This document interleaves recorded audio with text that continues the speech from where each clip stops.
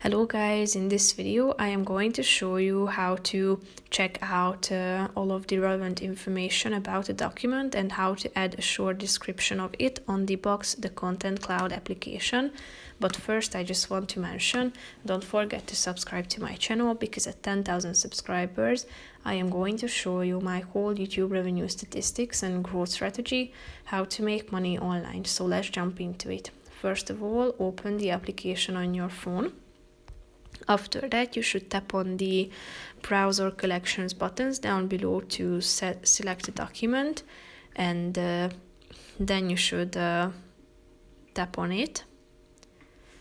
Click on the three dots icon down below in the right side corner of the screen and tap on File Information, which is the second button.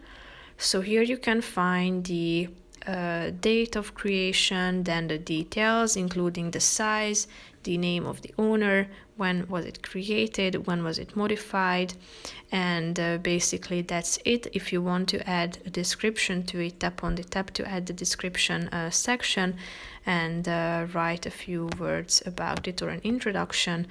Click on the button Save and it will be updated automatically. As you can see, you have the chance to share it at this section too, either by inviting a collaborator or sending a link.